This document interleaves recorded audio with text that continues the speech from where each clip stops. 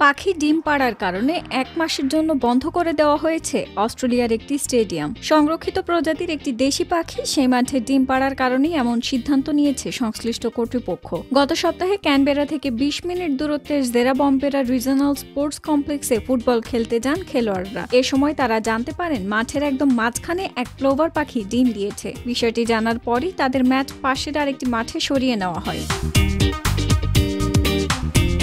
সাধারণত বৃষ্টি বা অতিরিক্ত গরম, তুষারপাতের ফলে খেলা বন্ধ হয়। আবার কখনো কোনো প্রাণী ঢুকে পড়লে অল্প সময়ের জন্য খেলা বন্ধ থাকে। কিন্তু এবারই এমন ভিন্ন ঘটনা ঘটেছে। ক্লোভার পাখি সাধারণত বাচ্চা জন্ম দেওয়ার পর অত্যন্ত রক্ষণশীল হয়ে থাকে। বিপদ আঁচ করলে ভয়ানকভাবে আক্রমণাত্মক হয়ে ওঠার কারণে পাখিটি পরিচিত। এ সময় তারা ডানা ঝাপটে, তীব্র শব্দ করে এবং ঝাঁপিয়ে পড়ার মাধ্যমে বাসার কাছ থেকে অনধিকার প্রবেশকারীদের দূরে সরিয়ে রাখার চেষ্টা করে। এসব কারণে পাখিদের ডিম পাড়ার বিষয়টি জানার পরই তাদের ম্যাচ পাশের আরেকটি মাঠে সরিয়ে নেওয়া হয়। জানা গেছে পাখি সংক্রান্ত কারণে মাঠটি সর্বোচ্চ ২৮ দিন পর্যন্ত বন্ধ থাকতে পারে।